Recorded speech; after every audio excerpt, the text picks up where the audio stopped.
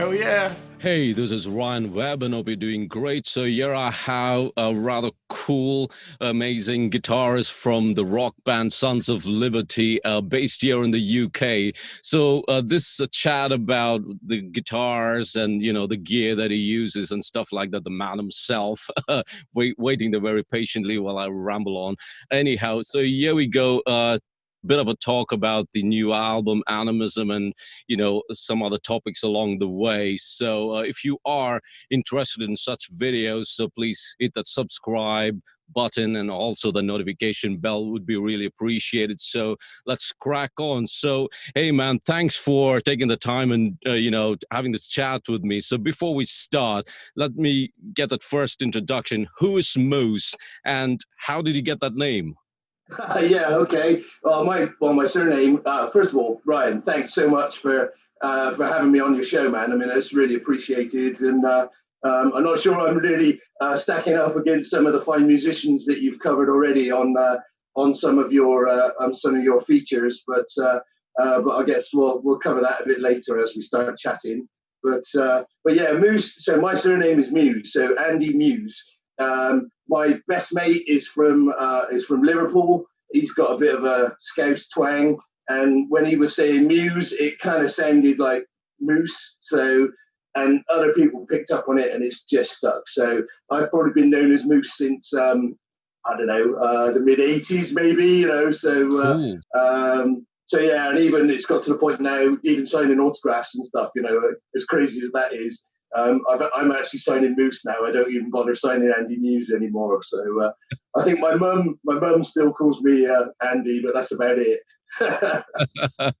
That's really cool, man. So you being a guitarist in a rather very cool band, Sons of Liberty. I had the opportunity to actually check you guys once when you performed here in Swindon, and yeah. amazing set. The whole, you guys like have the whole package. So what is your main role? Are you the main guy who writes all the music, or is it the whole band comes together and does all the writing and stuff like that?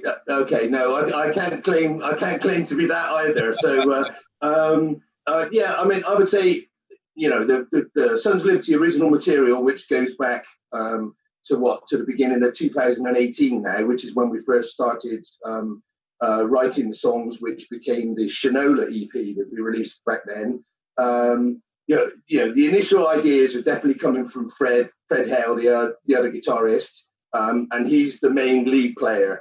I'm definitely more of a sort of secondary harmony parts kind of rhythm guy, really. But obviously, a lot of the beefy pop men lock in with the bass and drums is coming from kind of my playing.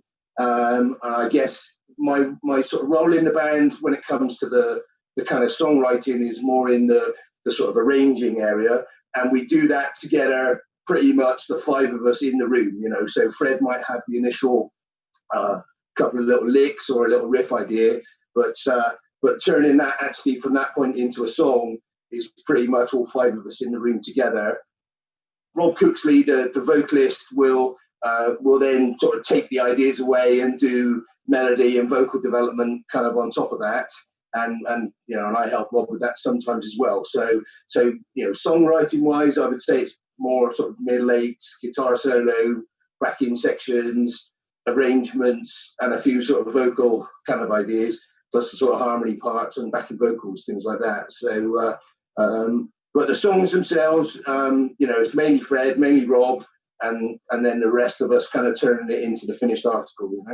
Cool. So how do you record those traditional big studios, and you guys all set up and just do what you do best? And is that how you approach recording, and or is it like everyone's got the individual setup?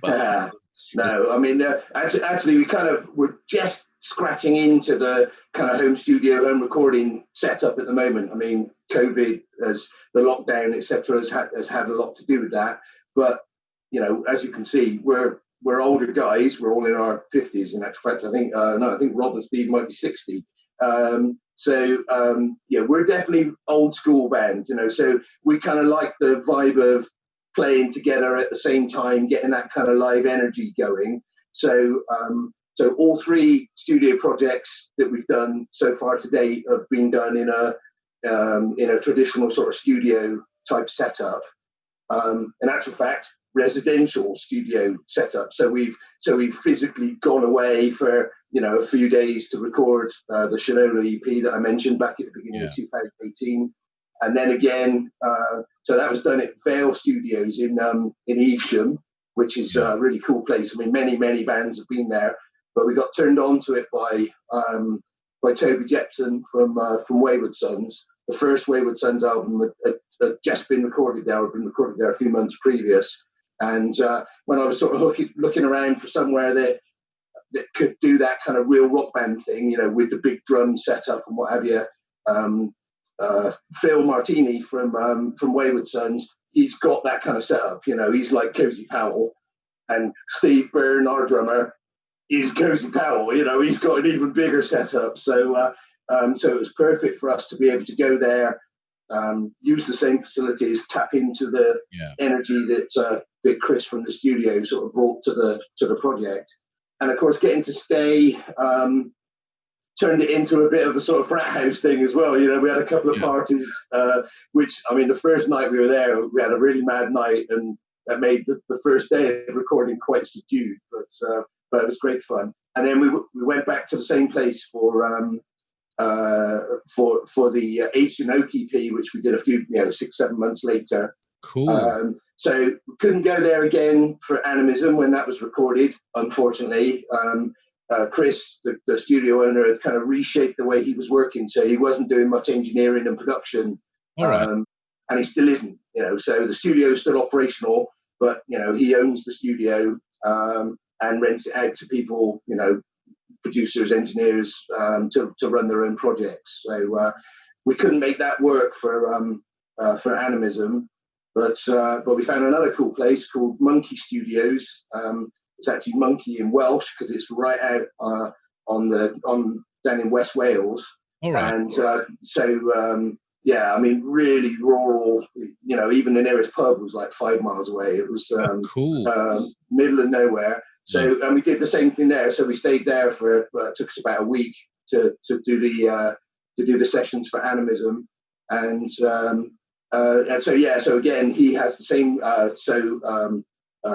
Jethro down at Monkey has the same sort of setup with the capability to have. He's got a big live room. He's got isolation booths. He's got a second more kind of acoustically treated kind of dead room. So again, we were able to have the full drum setup, the full guitar rig, make quite a bit of noise, and we stayed there as well, and lived the kind of rural existence for a few nights, which was really cool. Yeah. Cool. So I can't wait to get into this. So what guitars do you use? So have you been using those same guitars all through these okay stuff? Yeah, I'm a Gibson man through and through. I think I've got one Fender Telecaster, but it's the most under Fender. It's the most least Fender Telecaster you could possibly imagine. A Richie Kotzen signature. It's got big fat neck. It's got all the body chamfers and a humbucker, a rail humbucker pickup in the bridge position. But predominantly live for me, Gibson Les Paul or Gibson Explorer seem to just fit me perfectly, both on the strap for live performance and for sitting at home or for recording or for all the other normal stuff that you have to do. I'm not a dusty end of the, I'm not massively up this end of the neck all the time. So sort of top fret access on a Les Paul, not a massive issue for me. I do play a few solos, but I probably only get up as far as like the A position. Don't just there, right? And it's kind of it's quite low on the strap, so again upper access is a bit kind of compromised because of that. But it just seems to be it's just how it fits me somehow, So I was lucky enough in my work. I mean, I actually managed to retire from work a few years ago, and so I'm now concentrating 100% on Sons of Liberty. But while I was working, I got to do quite a few trips to America. So I got to go to Texas, I don't know, 5 or 6 times for work. And this is going back at a time when the exchange rate was fantastic, you know, $2 to the pound. And I got to know the guitar dealers, the guitar shops, the manager of Guitar Center in Houston. So if I knew I was doing a trip, I'd drop him a little message with anything I was kind of looking for or interested in. And I sort of felt as though I became a guitar dealer almost. You know, I was buying stuff to bring home, a few things to sell on, a few really cool items that I kept for myself, you know. So what brand of strings and gauge that you use, you know, on yeah, okay. Standard 46 to 10 kind of gauge, and actually we were lucky enough, thanks to Fred's work, we were lucky enough to get an endorsement deal with Dean Markley. So yeah, it's just a question of getting on the phone and paying a few quid for the postage and stuff, and they'll ship a bunch of stuff our way. So myself and Fred are both using the just the run-of-the-mill standard Dean Markley. You know, nothing clever, they're not coated or any of the special ones that they do. And of course, Mark Thomas on the bass has been able to benefit from that deal as well. So we get his bass strings for him, and that's worked out really well. I mean, I get through them like crazy because I sweat like mad, especially live. You know, so new strings for a gig. I might then get to use that guitar if it's, you know, a rehearsal maybe the week after, and then I'll be putting new strings on again. So having access to a box full of stuff that I can be rotating around quite quickly is really cool. Yeah. So how often do you actually change your strings? Definitely before a recording session, I would assume. Yeah. I mean, I wouldn't even do a gig without brand new strings, you know. So before, you know, and I perhaps take a couple of guitars on the road and I'll rotate those around if we have gigs back to back. But I'd be looking, you know, one gig, then might be a backup for one gig, and then new strings, you know. So when rehearsing, you know, I might get, I don't know, 2 or 3 weeks out of them, to be honest. Cool. I mean, it's depends how intensive the sessions are when we're together, and you know, normally what happens, I actually break the D strings, believe it or not. So that's the indications, like, you know, doink, you know, the string's broken, and it's like, okay, pull out a spare from the box and quickly sort that out, and new set of strings at that point. But I do try not to let that happen when it's too important. Maybe you should ask Dean Markley to actually send you a whole bunch of Ds. Yeah. Yeah. I'm the man who breaks the Ds. Yeah. So are your Gibsons pretty much stock, or are you done any mods along the way? Yeah, that's interesting. Yeah, I mean, typically my most of my Les Pauls, and I've got quite a few, are stock. They're custom shop reissue models, so they're mostly 58 or 59. 59 or 60 reissues, and I've got 158 reissue as well. So, but I also love the back in the early 90s, they made the Les Paul Classic for the first time, and actually in 1991, 92, 93, they were really good guitars. You know, they were really great Les Pauls and better specified than the historic guitars they were making at the same time. So I managed to get a couple. I bought one of those back in the day, and I managed to pick up a couple more of those as I've been touring the guitar shows or doing my shopping in Texas. And those have actually got the ceramic Gibson pickups. So what is it? 496R in the neck, and a 500T in the bridge. Cool. Which is the same as they fit into an Explorer. I've got Explorers as well, and Flying V2. Now, a lot of people don't like them. They kind of, and they're quite a kind of a metally pickup, you know, really high output. I would definitely like them, man. Yeah, and I love the damn things, I really do. So my Les Paul Classics have got those pickups in. My Explorers have generally got those pickups in. But the custom shop stuff I tend to leave alone. I don't do too much messing about. If I picked up a basket case or something, then fair enough, you know. And I have done that. You know, I've got an old late 70s, I think 1980 actually, it might be Les Paul Custom. It looks like it's it spent its life underwater. It's absolutely wrecked, and I did quite a lot of work on that.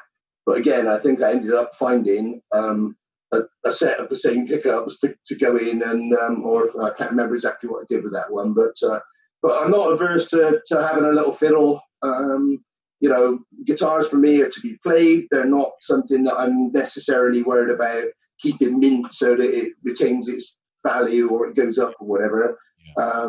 And people that kind of like, I don't know, buy a 10 grand Trick Les Paul aged by Tom Murphy or something and then stick it under the bed. I can't understand what that's all about.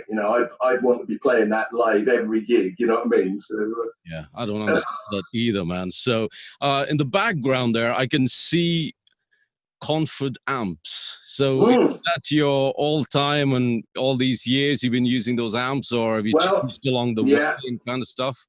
Yeah, I mean, it's so live. My rig is it's quite simple. It's basically guitar, radio, straight into the front of a Comfort. I typically use the slightly smaller Hellcat amplifier, which is like a 35 watt, slightly more metal voiced. It's definitely got more grit to it than the MK50s, which we have here, or the RK100, which is the Richie Kotzen signature head, and that's how it started for me with Comfort. And I have Fred to blame for this 100%, because he found some amps for sale on an internet auction, and it was actually Paul Thompson from The Cure, who'd also played with Robert Plant and Jimmy Page in the Unleaded sessions and stuff.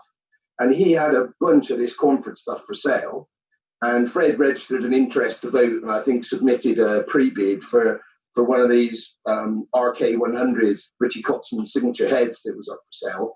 They had 4, and as the auction went through, the first one came up for sale, which was not the one Fred had put the pre-bid on for. The price was ridiculously low, so he bid on the first one and won the auction. And then his sealed bid for the second one was accepted as well. So he actually ended up with two of these amplifiers.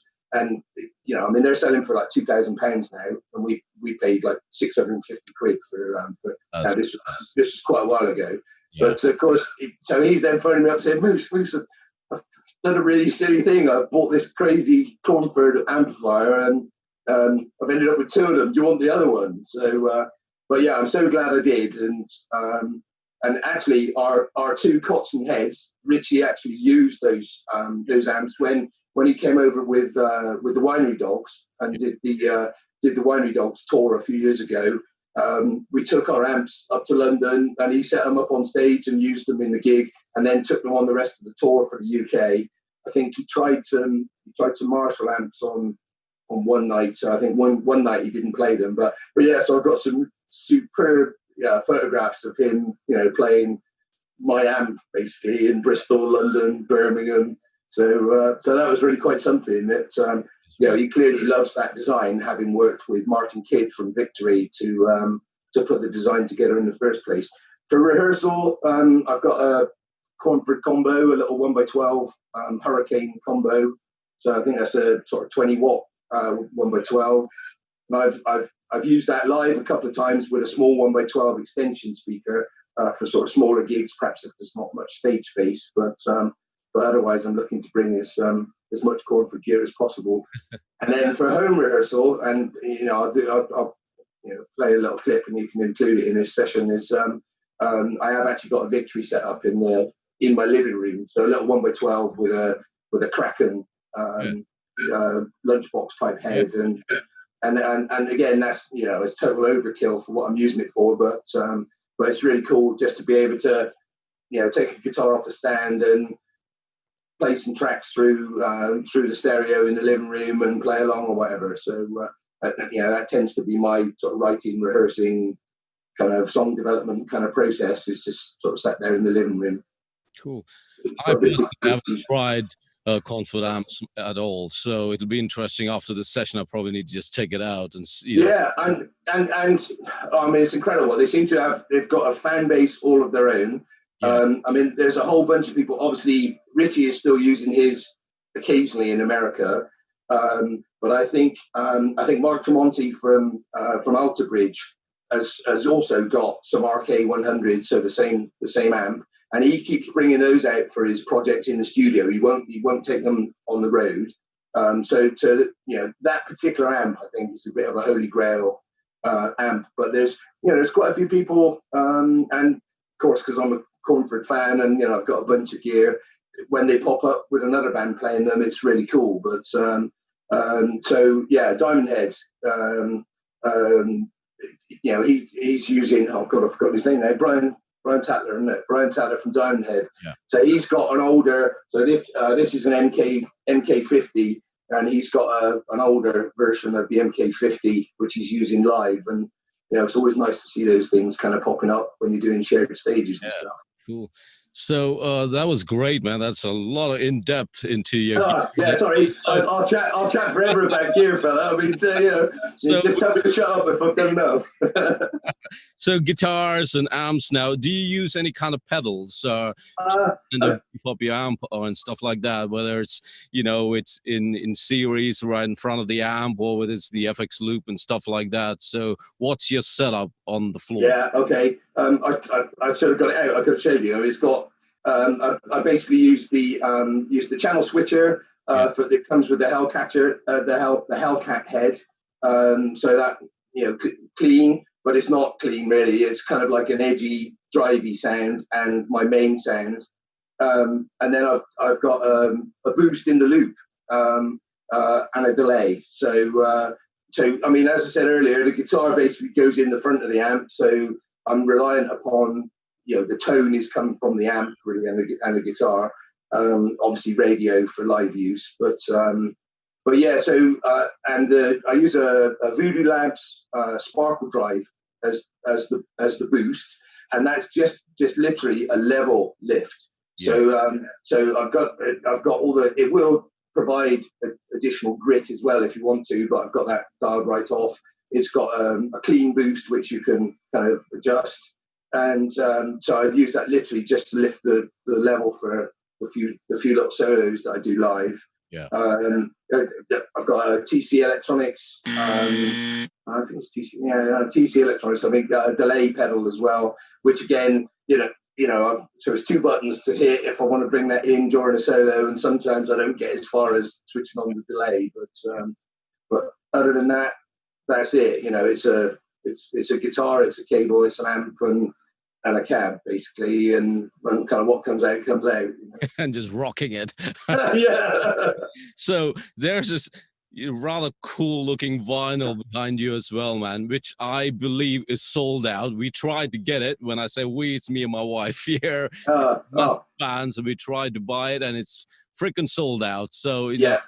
Hopefully you guys do another set sometime soon. Yeah, well, that was a project that I'd actually started working on before the whole COVID lockdown thing kicked in. But when it did, it just picked up the pace. It gave me something to focus on, sort of back in sort of mid-March, early April kind of thing. And of course, it meant we had to get a remastering done. We had to get the tracks resequenced because the time division didn't work out, so to get 22 minutes or so on each side of the album was something we'd not thought about before, of course, because we'd only released on CD. But yeah, we did a limited run, only 100 copies, and they sold out, in weeks. Yeah. We do have, there is a black vinyl version still available, so which is the same. So actually, I'll go on here, which is the same cool. It's got the same cool gatefold sleeve, and it's 180 gram pressing as well. So it's the same pressing as the orange one. Yeah.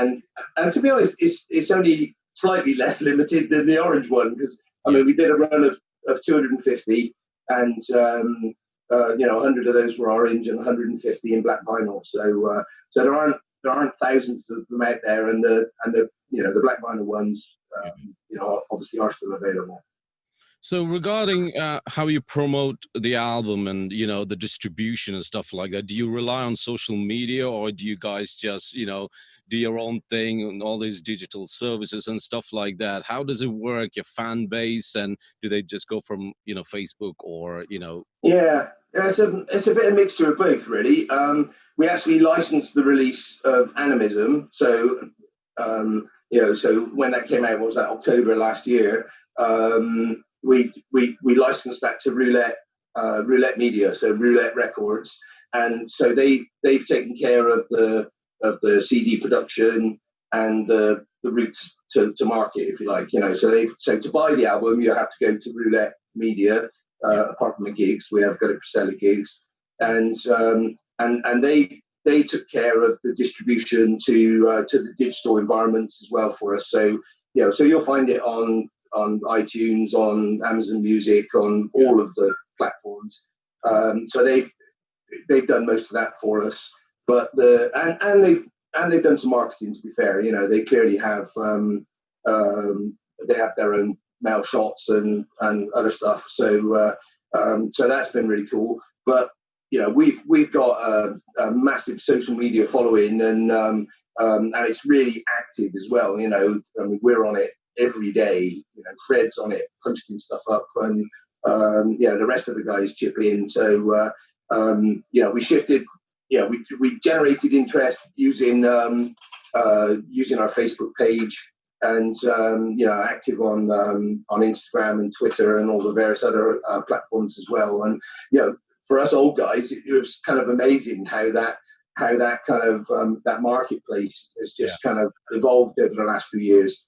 When we were all doing projects prior to Sons of Liberty, we'd have never imagined that that was going to be something we'd have been able to tap into. And actually, when we hooked up with Toby Jepson for pre-production on the Aged in Oak EP, and one of the things he said was that the kind of the importance of the record company these days, if you like, is a lot less. It's kind of you can do almost as much yourself if you've got a plan and a structure, and you're kind of targeting exactly what you're doing, and as your fan base actually builds, that becomes self-sustaining as well. And that's been overwhelming. That people are still, they're buying a signed photograph of us from our online shop and stuff, which is just crazy. I mean, we just can't believe that happens. So, that is really cool, man. So yeah. get into gigs, which is not happening at the moment. I don't know.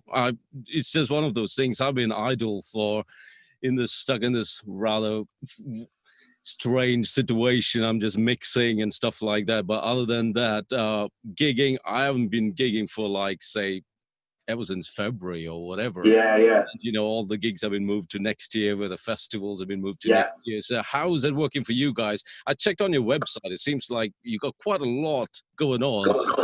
If it happens, it's great. I would say absolutely. Yeah.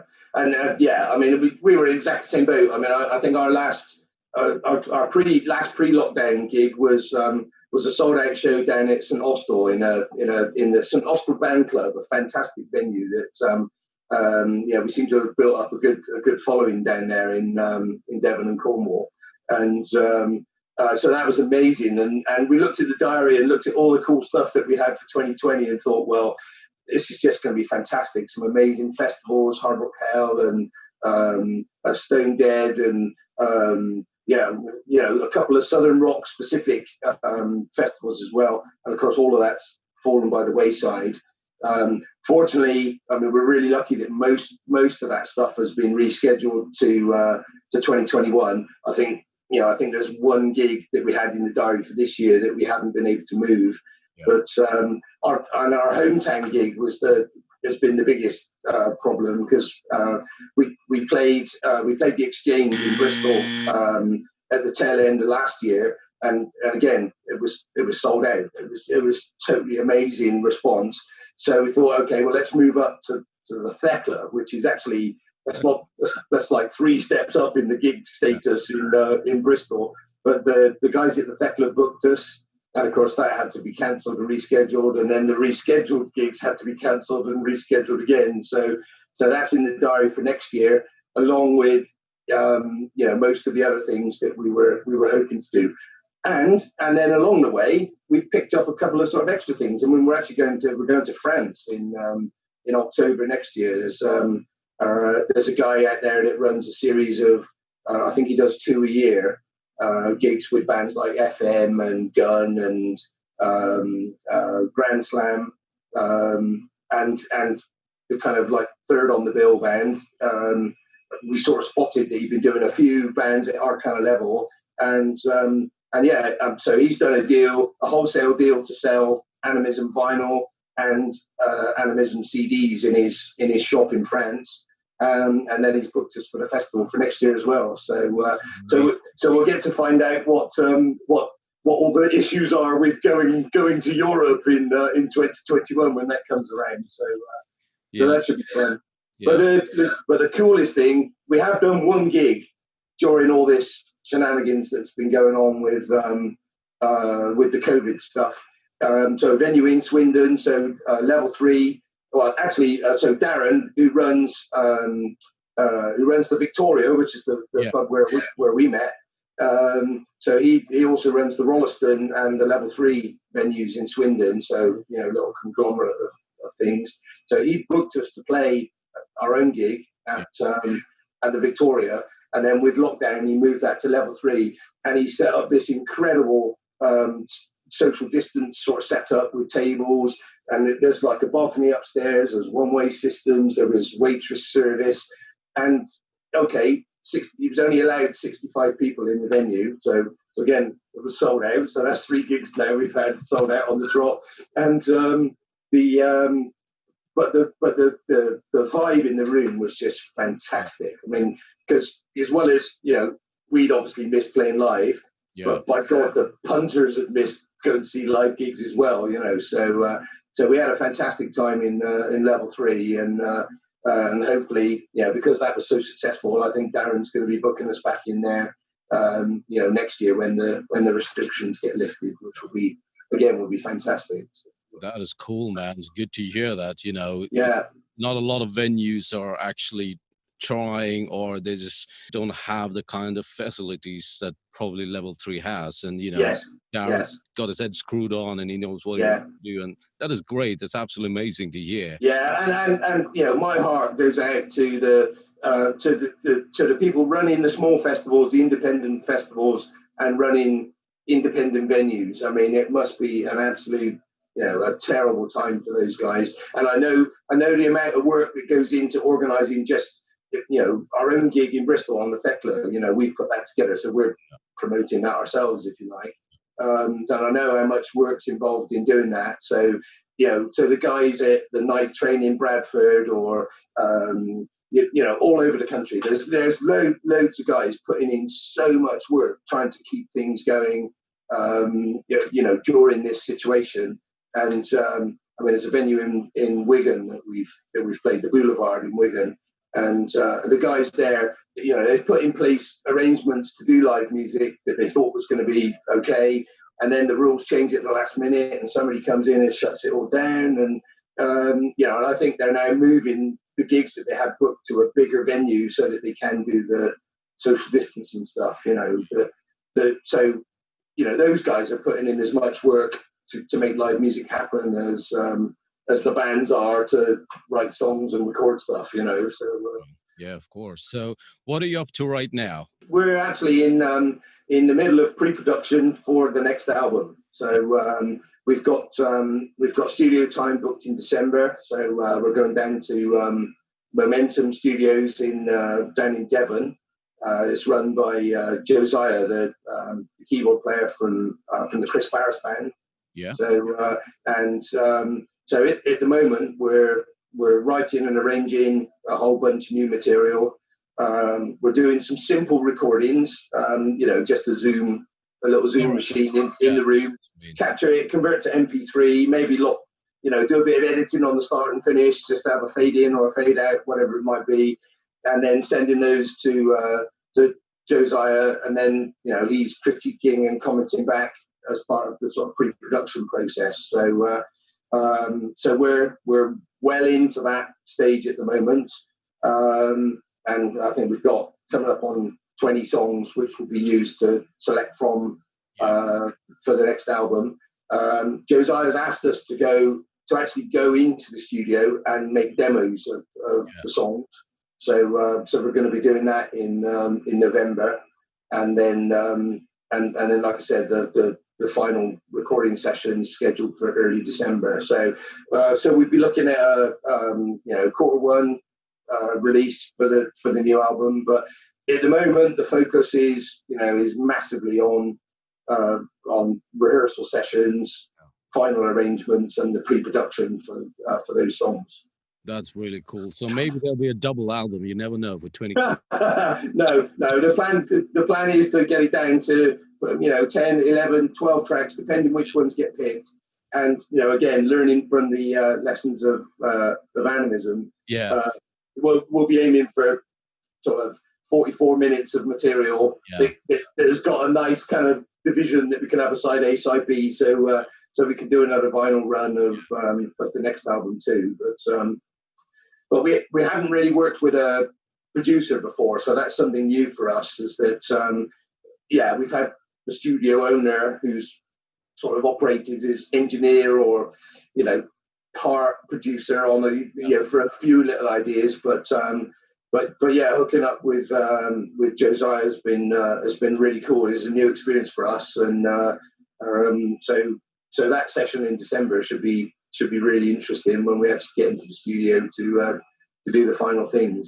Yeah, amazing, man. So just really, really cool to hear what goes on behind the scenes and stuff like that. So is there something you want to shout out? Give anyone a shout out, a brand, or Yeah, well, I think probably covered most things. Like I say, we're not massively tied to anybody particularly. I would say our fan base is fantastic. So all of the guys from Facebook that follow us on the Facebook page and are members of the SOL mates, the Soulmates.